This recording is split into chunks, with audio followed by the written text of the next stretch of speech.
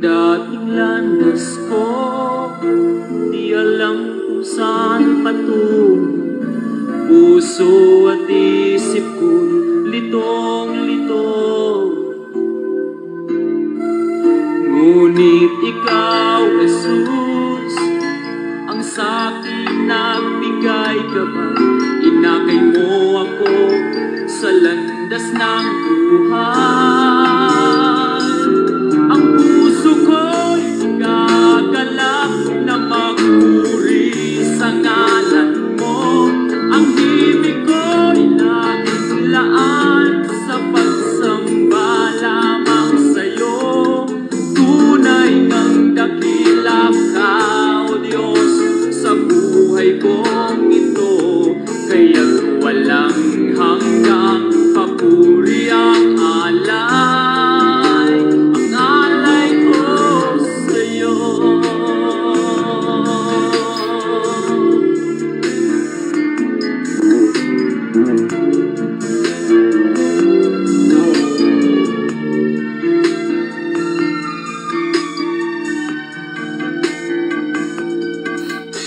Ang buhay ko ngayon, payapa at mayroong kulay. Pinatawad at binago mong kulay. Tanging ikaw, Jesus, ang aking pag-asang taglay. Sa pagsubok man, ikaw ang karaman. Ang puso ko'y nagagalak na magpuri sa ngalan mo. Ang himig ko'y nagilaan sa pagsamba lamang sa'yo. Tunay ng dakila ka, O Diyos, sa buhay kong ito. Kaya't walang hanggang papuri ang alay. Ang puso ko'y gagalak na magpuri sa ngalan mo. Ang himig ko'y nagilaan sa pagsamba lamang sa'yo. Tunay ng dakila ka, O Diyos, sa buhay kong ito. Kaya't walang hanggang papuri ang alay. Ang puso ko'y nagagalak na magpuri sa ngalan mo. Ang himig ko'y laging laan sa pagsamba lamang sa'yo. Tunay ng dakila ka, O Diyos, sa buhay kong ito. Kaya't walang hanggang papuri ang alay, ang alay ko sa'yo. Purihin ang pangalan ng ating Panginoong Hesukristo. Mga kaibigan at mga kapatid, isang mapagpalang umaga sa inyong lahat sa pangalan po ng ating Panginoon. Sa awiting ito na inyo pong napapakinggan ay muli pong sumasa inyo ang programang Si Jesus ang Buhay na Pag-asa. Ito po ang inyong lingkod, Pastor Randy Rosari ng United Pentecostal Church Bulan, na bumabati po sa inyo sa pangalan ng Panginoon ng isang mapagpalang umaga. At kami po ay nag-aanyaya na sa loob ng isang oras ay muli po tayo magsama-sama sa isang banal at makabuluhang pag-aaral ng mga salita ng Diyos. Ngayon po ay araw ng Miyerkules. Salamat po sa Diyos sa kanyang kabutihan, sa buhay at kalakasan na pinagkakaloob niya sa atin. Pagising natin sa umagang ito, isang pagpapala na dapat nating pasalamatan sa ating Panginoon ang ating buhay na tinataglay at maging ang mga salita ng Diyos na ating mapapakinggan upang maging pagpapala sa ating pong mga buhay spiritual. Welcome to our program, Si Jesus ang Buhay na Pag-asa. At sa lahat ng ating mga kapatiran sa United Pentecostal Church Bulan, sa 3 congregation na ating pinangangasiwaan, sa tulong at biyaya ng ating Panginoon, good morning po sa inyong lahat mga kapatid. At nawa ay patuloy po tayo maglingkod ng may katapatan sa ating pong Panginoon. Salamat sa Diyos sa kanyang kabutihan, sa patuloy pong pagtatagumpay ng gawaing ito ng United Pentecostal Church Bulan.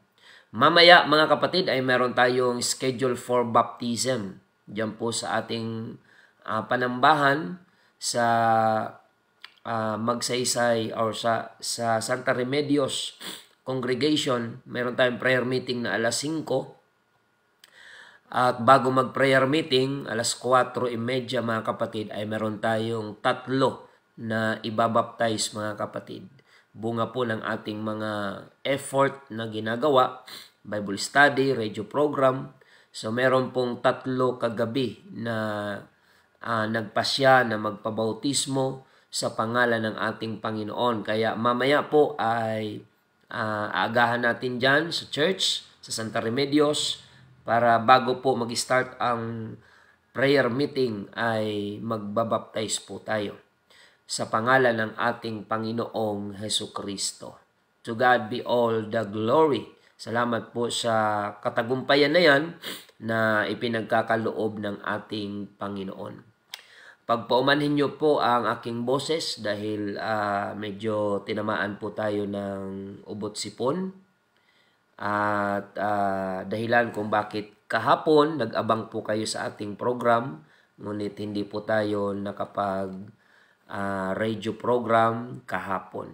So ngayon po ay itry natin na ituloy ang ating pong morning program. So ipagpaumanhin nyo po kung medyo hindi gaanong okay ang ating pakiramdam. So ang mahalaga po ay maipahayag po natin ang salita ng ating pong Panginoon. Patuloy po tayo mga kapatid sa ating programa. Sa mga nais pong magpaabot ng inyong mga mensahe, pwede po kayo mag-text o di kayo tumawag sa CP number 0951-932-0038. 0951-932-0038. Yan po ang ating contact number mga kapatid. Purihin ang Panginoon. At ang ating mga schedule ng gawain ay ipinag-aanyaya po natin sa ating mga kababayan dito po sa Bayan ng Bulan. Meron tayong magkasabay mamaya na prayer meeting alas 5 ng hapon dito po sa Iquirino Congregation at maging dyan sa Santa Remedios Bulan Congregation. So magkasabay po ang ating prayer meeting. At pag-araw naman po ng pagsamba, mula Sabado hanggang Linggo, ipinag-aanyaya po natin sa ating mga taga-subaybay. Diyan po sa ating congregation sa Magsaysay Bulan, ang ating pong pagsamba dyan ay Sabado alas 6:30 ng umaga. At dito naman po sa Iquirino Congregation ay Sabado alas 8 ng umaga ang ating pagsamba. At pagdating ng araw ng Linggo, ang ating pagsamba ay diyan po sa Santa Remedios Congregation Bulan, alas 7 ng umaga pag-araw ng Linggo. Salamat po sa Diyos. Last Sunday ay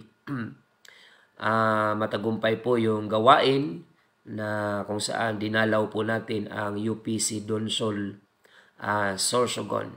Diyan sa Barangay San Rafael, Donsol Sorsogon. So, naandyan po kami last Sunday. Salamat po sa Panginoon sa kanyang patnubay, sa revival na ipinagkaloob sa gawain ng ating Panginoon at sa ating mga kapatid sa pananampalataya. Purihin ang Diyos mga kapatid.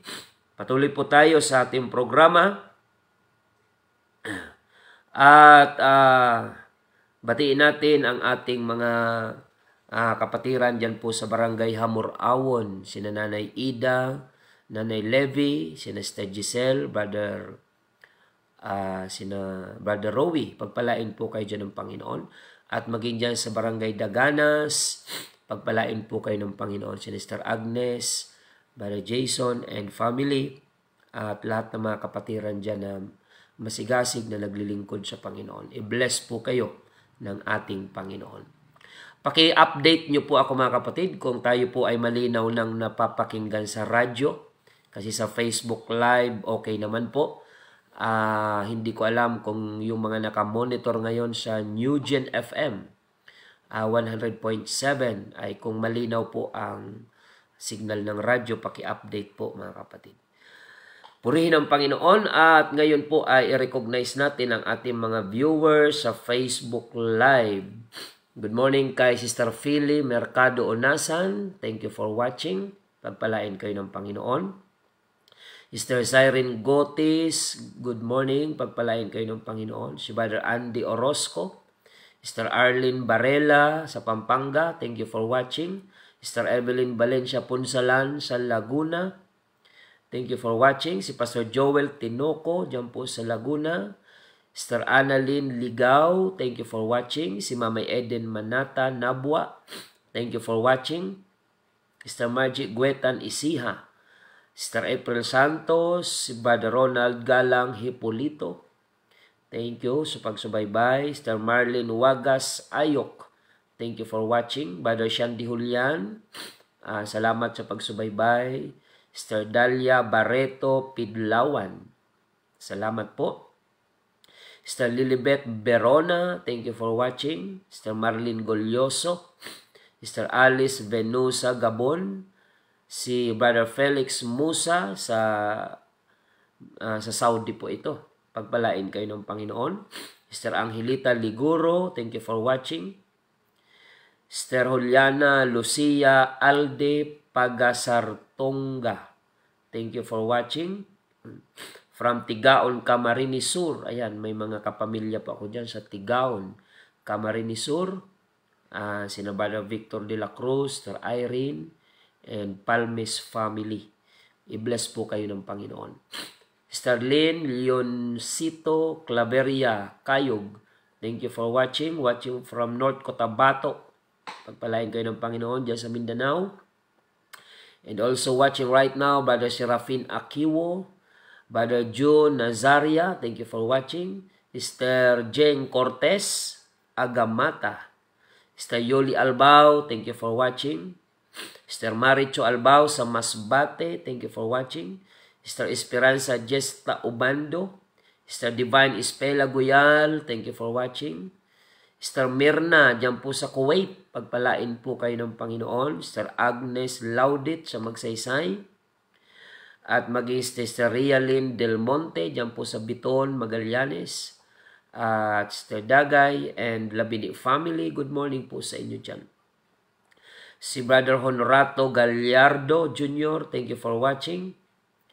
Si Sister Beth Frenila, salamat po. Si Lily Parinco, pagpalain kayo ng ating Panginoon. Praise the Lord. So, hindi ko po ito kakilala kung sino ito. Si Sir Ray Galo Sr., thank you for watching. Sister Zinaida Obado Doctolero. Sister Gemma Guelas, thank you for watching.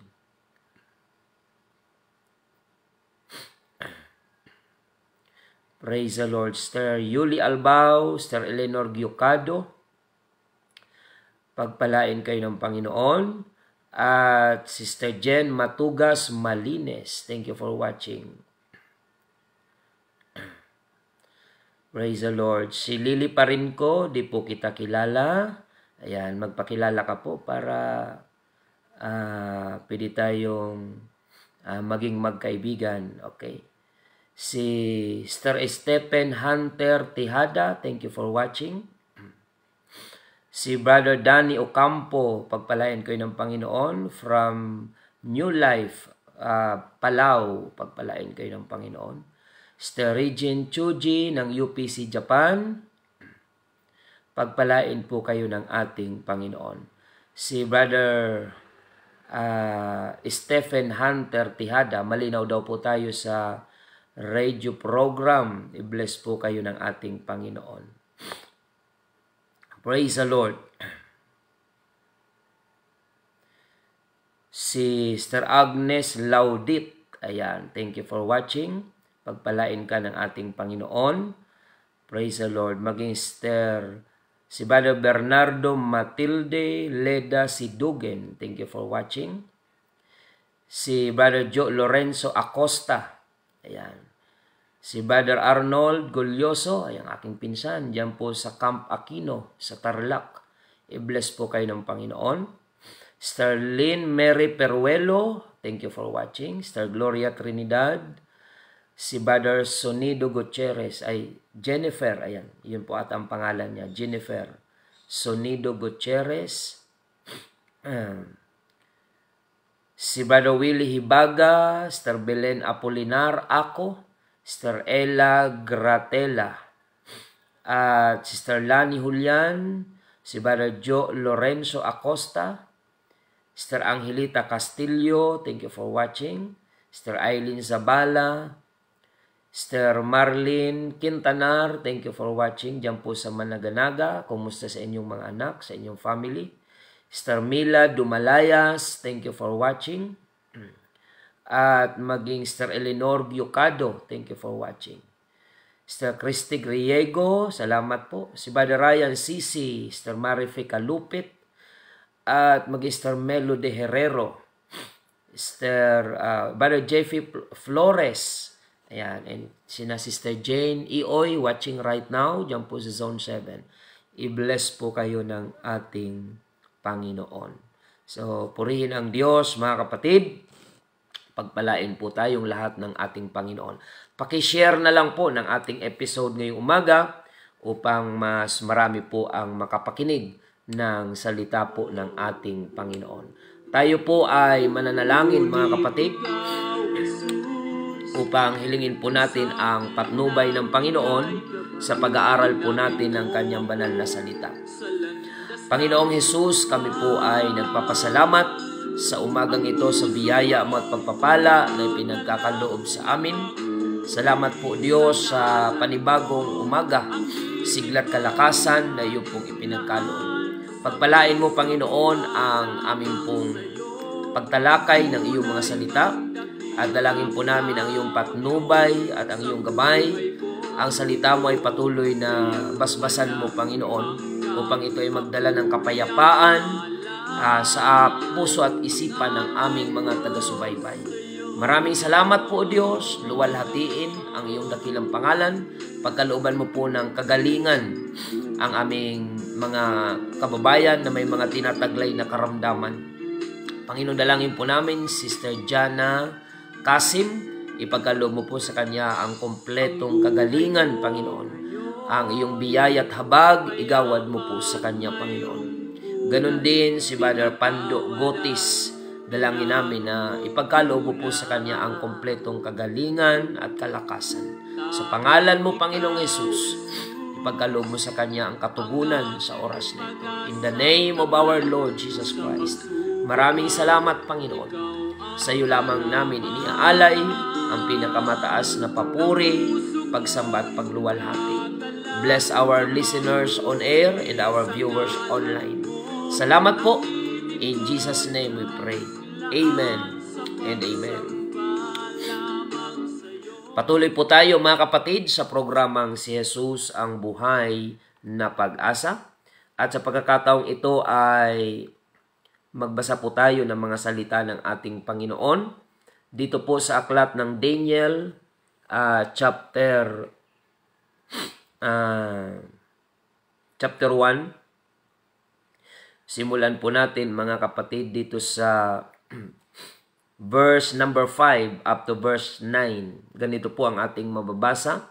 Daniel chapter 1 verse 5 to verse 9. At ipinagtakda ng hari sila ng bahagi sa araw sa pagkain ng hari at sa alak ng kanyang iniinom.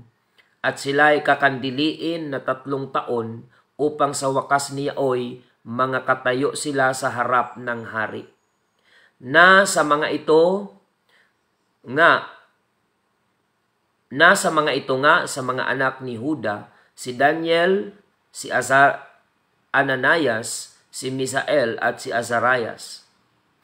At pinanganlan nila sila ng pangulo ng mga bating.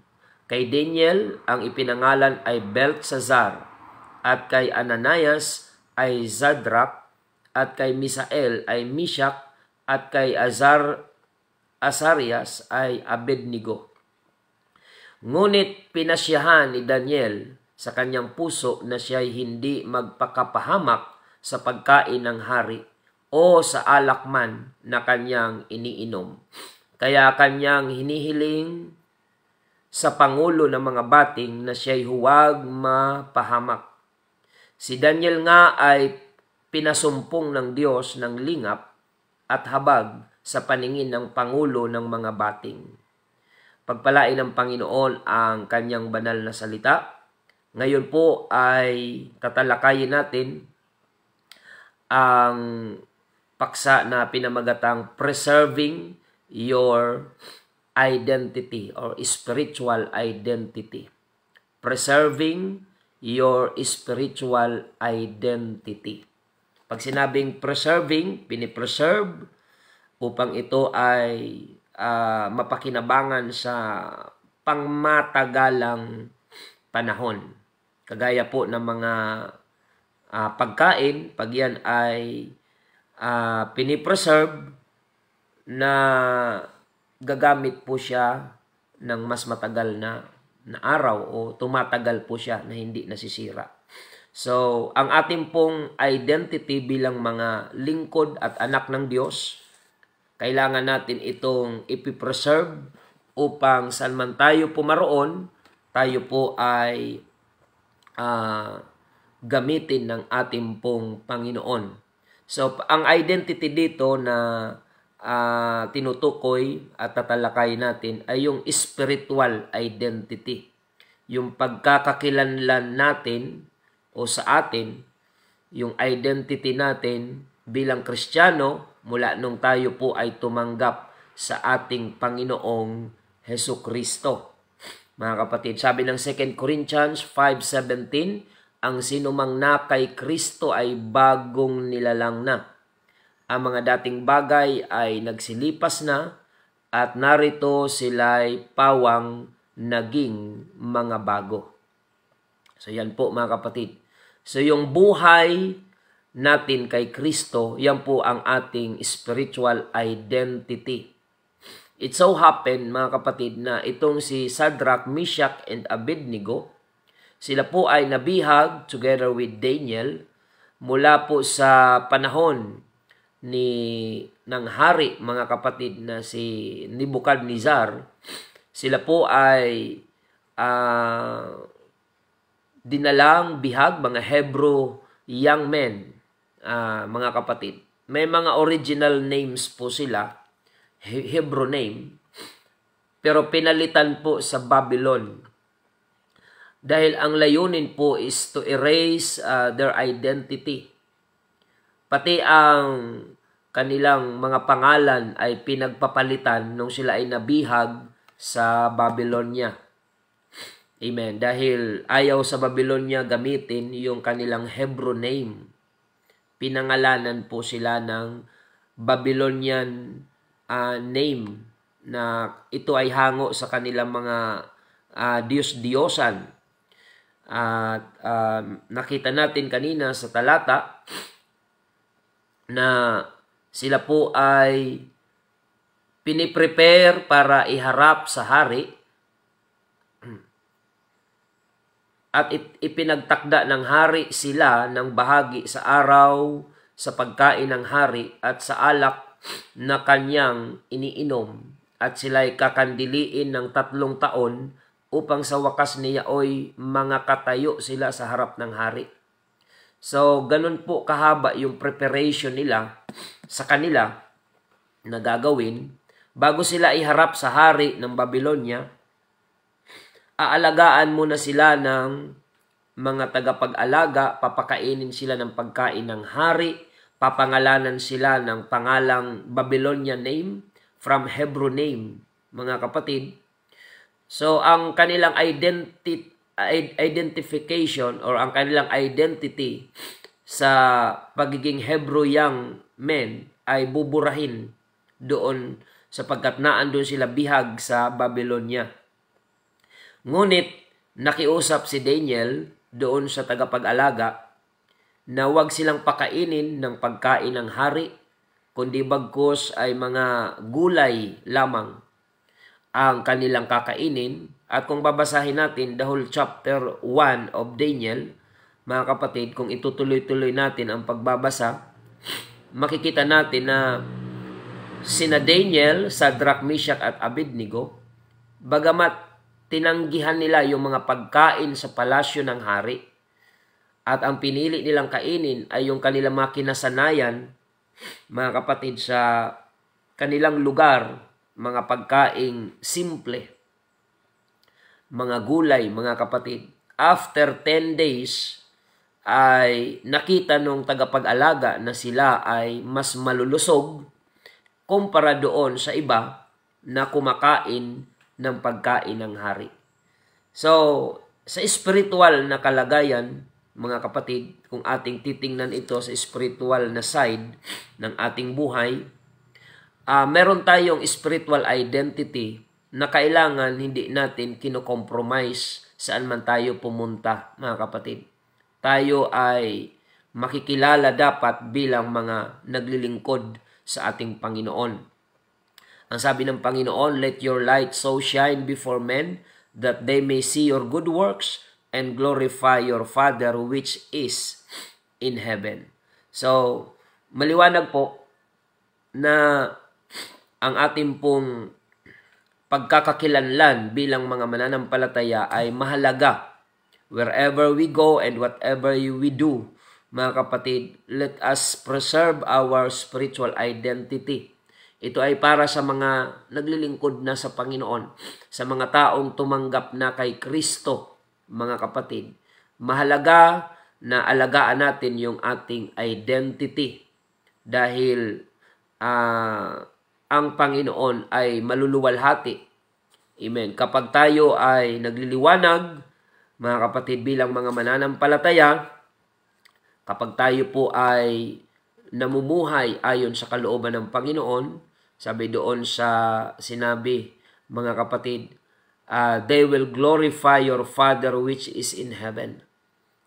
Kapag iniingatan natin ang ating identity bilang mga Kristiyanong tunay, mga tinawag ng Panginoon, sa pananalita, kilos, pananamit, buhay, yung ating identity o pagkakilanlan bilang mananampalataya ay iingatan natin, mga kapatid, upang tayo ay maging representative ng pag-ibig ng ating pong Panginoon. Saan man tayo pumunta, mga kapatid. So, ano pa po ang mga bagay na dapat na ma-preserve sa atin? Praise the Lord. Being Christians, we represent Christ here on earth. We must be identified as God's property the way we live. Amen. So, we are in this world, but remember that we are not of this world. Tayo ay mga nasa sanlibutan, pero hindi tayo taga sanlibutan. Kaya naman, hindi tayo dapat magtaka, mga Kristiyano, kung sa sanlibutan ito ay feeling rejected tayo many times. It's just okay because our citizenship is not in this world but in heaven. Our spiritual citizenship is in heaven. At kung paanong ipinangako ng Panginoon, that He said, "I will go to prepare a place for you and I will come again." After preparing the place for us in heaven, He promised that He will come again upang tanggapin niya tayo, mga kapatid, sa kanyang sarili, upang kung saan siya naroroon, tayo naman ay dumuon. So, ang dapat nating i-practice sa ating daily life ay ang mga makalangit na mga bagay, bagamat tayo ay nasa sanlibutan. Despite of our weaknesses, mga kapatid, meron tayong mga struggle sa buhay na ito. Meron tayong mga pinagdadaanan na mga hamon ng buhay. Let us always remember that we are not of this world. Kung tayo man ay rejected dito sa sanlibutan, persecuted, ito po ay hindi natin dapat na pagtakhan, sapagkat si Kristo mismo na ating Panginoon ay nakaranas din na ma-reject. And He was crucified, mga kapatid, pero nanatili ang kanyang layunin na tayo po ay kanyang iligtas. Purihin ang Panginoon. 2 Corinthians 5:17, kaya't kung ang sino man ay na kay Kristo, siya'y bagong nilalang. Ang mga dating bagay ay nagsilipas na, narito sila'y pawang naging mga bago. So, the king of Babylon tried to erase the identity of Daniel and his friends by changing their names. So, yun ang pinaka-purpose bakit pinalitan ang kanilang pangalan. From Hebrew name, binigyan sila ng mga pangalan doon sa Babylonia for the purpose of erasing their original identity. Yun ang layunin, mga kapatid. So, sa ganung paraan, iniisip ng Babylonia na malilimutan ni Shadrach, Meshach, and Abednego and Daniel yung kanilang Diyos. Yun naman talaga ang pinakalayunin doon. Makalimutan ni na Daniel ang paglilingkod nila sa Panginoon. Alam niyo po, mga Kristiyano, yan po ang number 1 na pinag-iinitan ni Satanas sa buhay ng mga tunay na Kristiyano, yung paglilingkod sa Diyos. Kaya pansinin niyo po, yung mga Kristiyanong hindi pa malalago, tuwing nagkakaroon ng mga problema sa kanilang buhay, ang lagi nilang pinagdidiskitahan ay yung pagdalo sa gawain, yung paglilingkod sa Diyos. Nagkaroon ng problema sa asawa, ang laging napagdidiskitahan hindi nadadalo sa gawain. Nagkaroon ng problema sa anak, nagkaroon ng problema sa trabaho, ang laging pinagdidiskitahan ay hindi nadadalo sa gawain. Kailangan maging matalino tayo, mga kapatid, sa mga estratehiya ng kaaway. Walang ibang sinasuggest ang demonyo tuwing nagkakaproblema ang mga mananampalataya dito sa lupa ay yung pabayaan ang gawain o ang pagdalo sa pagkakatipon. Sabi po ng Hebrews 10:25, pinapaalalahanan tayo na wag nating pabayaan ang pagkakatipon na gaya ng ugali ng iba.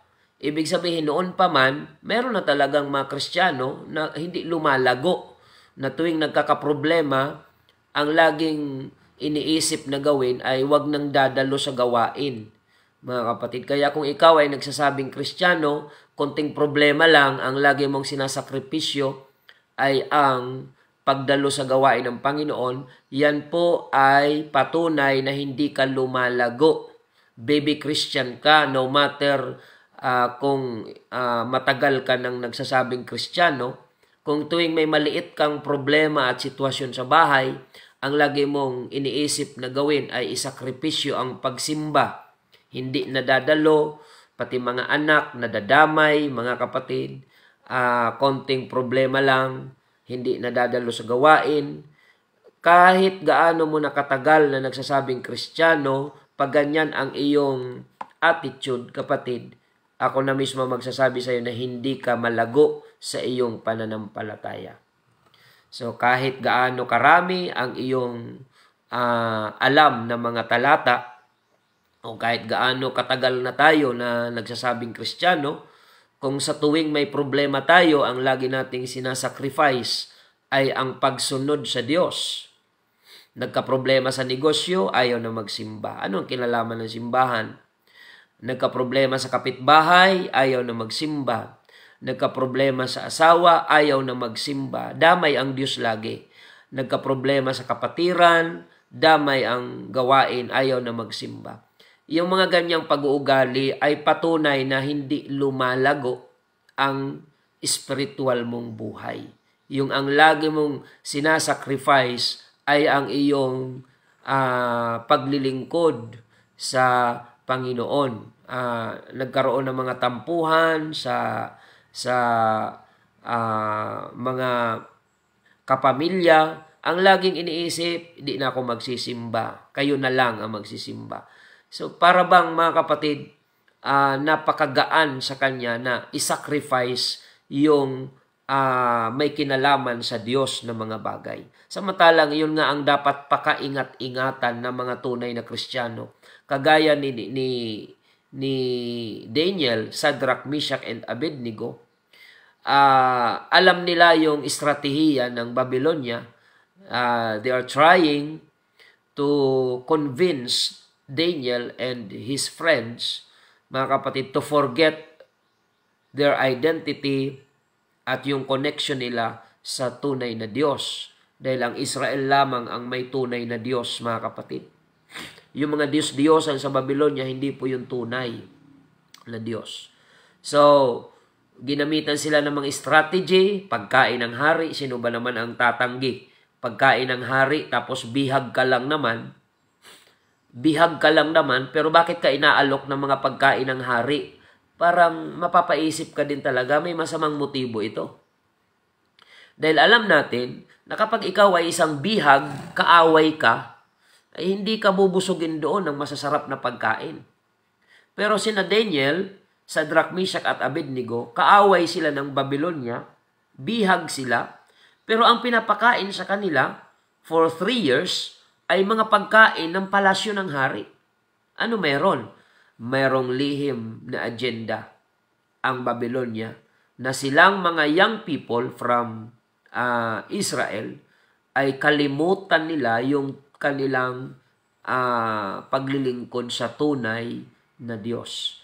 Kaya yung mga umaayaw sa paglilingkod, merong mga ino-offer dyan si Satanas na sa simula akala mo mas maganda kaysa sa sinakripisyo mong paglilingkod. But later on, you will realize na yun ay trap ni Satan, yung mga blessing, mukhang pagpapala, mga kapatid, na inaalok sa iyo, ngunit ang kapalit ay malalayo ka sa Panginoon. Yan po ay hindi blessing. Yan po ay bitag ng kaaway, na kapag pumasok ka niyan sa patibong ng dyablo, masusumpungan mo ang sarili mo na ikaw ay magiging talunan, kalaunan, mga kapatid, at hindi ka magiging matagumpay. Purihin ang Diyos, mga kapatid. So, tuloy po tayo.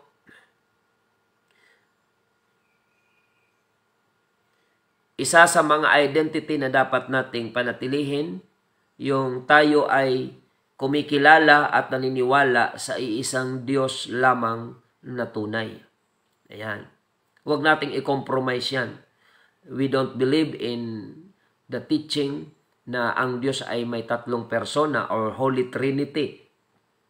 Hindi po yan tinuro ng Biblia, kaya hindi rin yan natin dapat tatangkilikin.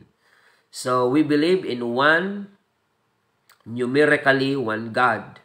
So, sabi ng Deuteronomy chapter 6 verse 4, dinggin mo, O Israel, ang Panginoon nating Diyos ay isang Panginoon. So, saan man tayo pumunta, mga kapatid, ay dalhin natin ang identity na yan, na tayo ay mga apostolic, one God believer, baptized in Jesus' name, filled with the Holy Ghost, and living a holy life in the midst of this wicked generation. So, mga kapatid, panatilihin natin ang ating mga puso na ang Panginoon ang ating kinikilala sa ating pong mga buhay. Titus 2:13, nahintayin yaong mapalad na pag-asa at ang pagpapakita ng kaluwalhatian ng ating dakilang Diyos at tagapagligtas na si Hesukristo. So, tinawag sa Biblia, si Jesus Christ ay dakilang Diyos at tagapagligtas. Hindi siya tagapagligtas lang. Siya po ang dakilang Diyos at tagapagligtas. Si Jesus Christ po yun. He is the great God and He is also our Savior. So, let's keep that identity in our hearts, mga kapatid. Na kahit sino man ang magturo sa atin na magsabi maliban kay Jesus ay may ibang Diyos, atin pong itakwil. Hindi yan ang identity ng mga tunay na mananampalataya mula sa banal na kasulatan. So, another one, so bukod doon sa we believe in one God, i-keep natin yung ating identity na yan, mga kapatid. Pangalawa po ay we are baptized in Jesus' name. So, bukas mga kapatid, o mamaya, meron tayong baptism, Yung ibabaptize ko po mamaya ay 3 na nag-confirm, pero maaring madagdagan pa po yan. Kung may mga nakikinig ngayon na kayo ay decided na po na maglingkod sa Diyos by accepting the baptism in the name of Jesus Christ, magkita-kita po tayo mamaya dyan sa ating panambahan sa Santa Remedios. Just in case kayo ay nakikinig sa radyo at ngayon ay nakaunawa na po kayo sa importance of baptism and you are now desiring to serve the Lord according doon sa sinasabi ng Biblia.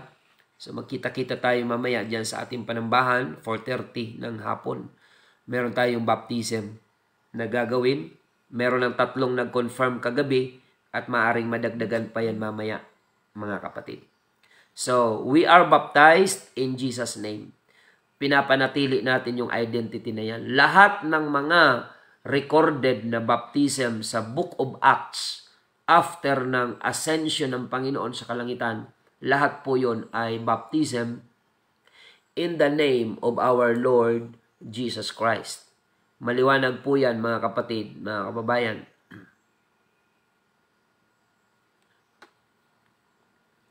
Purihin ang Diyos, mga kapatid.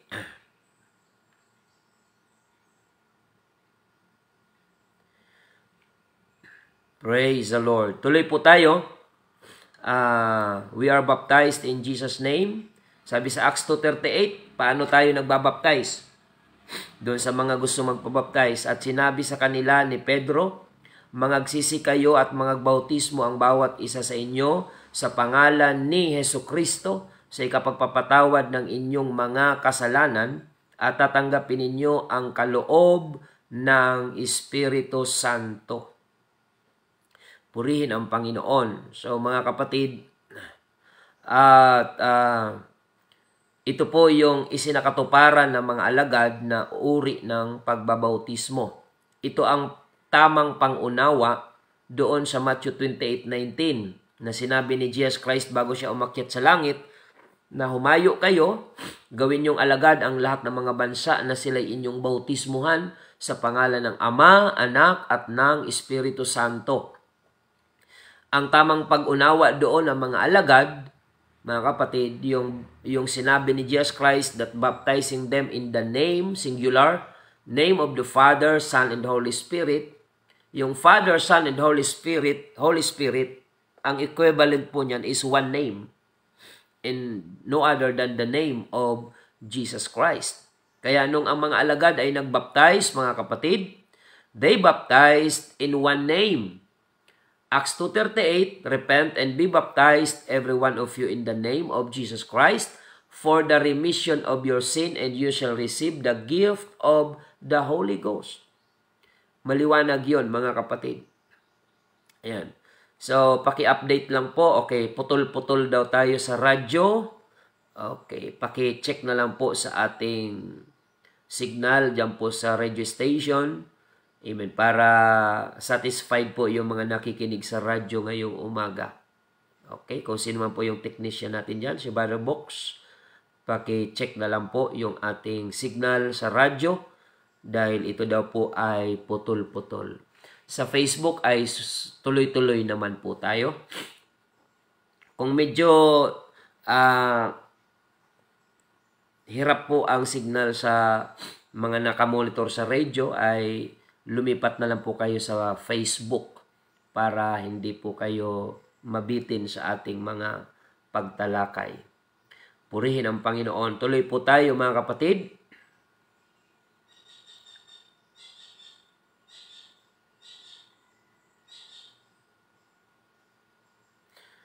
Praise the Lord. Tuloy po tayo. Baptism in the name of Jesus Christ. Yan po ay napakahalaga na dokumento ng kaligtasan. mga kapatid. Sapagkat sa bautismo, diyan natin tinatanggap ang kapatawaran ng ating mga kasalanan. Repent and be baptized, every one of you, in the name of Jesus Christ, for the remission of your sin. The purpose of water baptism, mga kapatid, is for the remission of sin, not for membership only. So, ang ibang mga grupo, nagbabautismo sila para maging member ang kanilang babautismuhan. Pero tayo po, hindi tayo agree doon na membership ang dahilan bakit kailangan bautismuhan.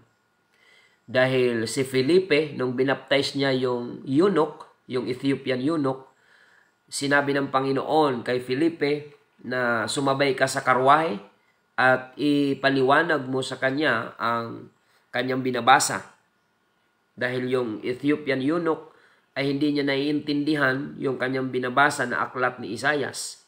At habang sila ay naglalakbay, dumating sila sa may tubig na lugar at nagpasya yung eunuch na magpabautismo. Kaya bumaba sila sa karwahe, lumusong sila kapwa sa tubig at nagpabautismo ang eunuch kay Apostol Felipe. At pagkatapos na mabautismuhan siya, ay hindi na sila muli nagkita, naghiwalay na sila. So ibig sabihin, hindi naging member ni Felipe yung binautismuhan niya na eunuch.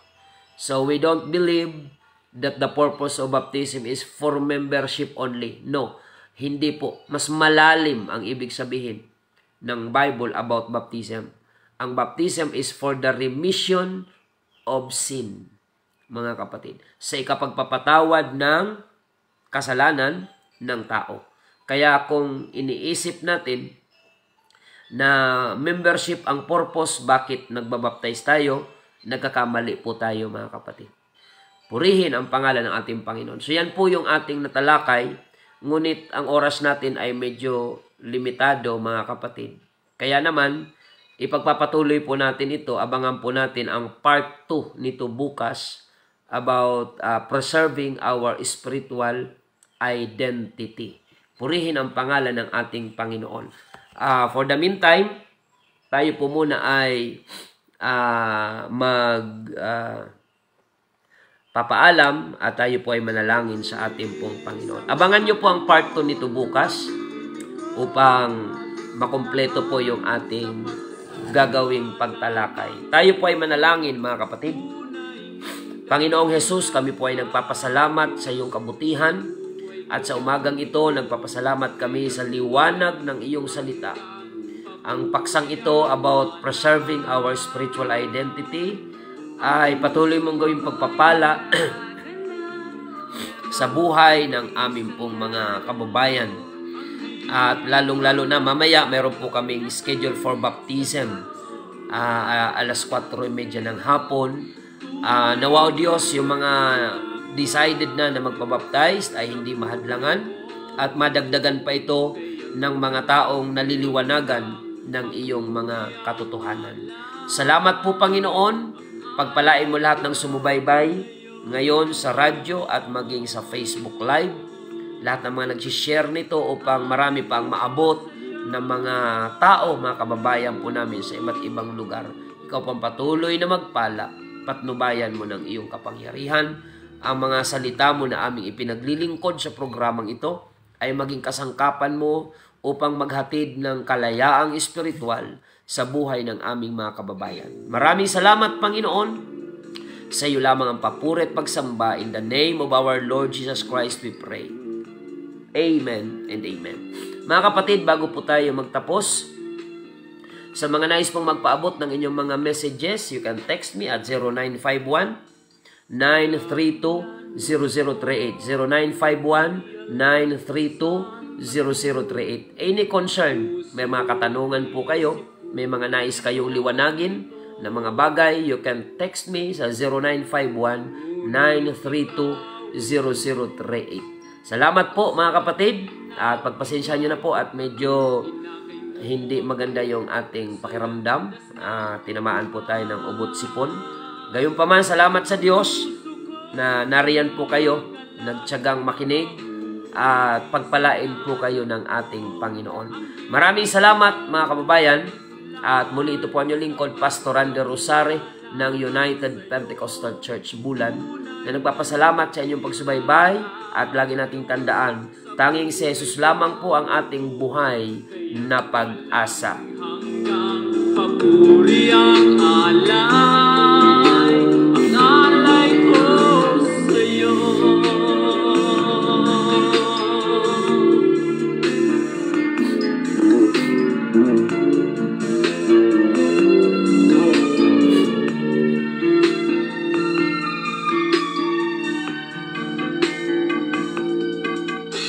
Ang buhay ko ngayon, payapa at mayroong kulay, pinatawad at binago mong kulay.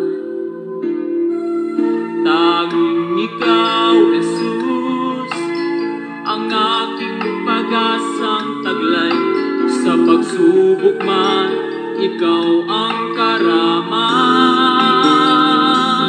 Ang puso ko'y gagalak na magpuri sa ngalan mo. Ang ibig ko'y nakikilaan sa pagsamba lamang sa'yo. Tunay ngang dakila ka, O Diyos, sa buhay kong ito. Kaya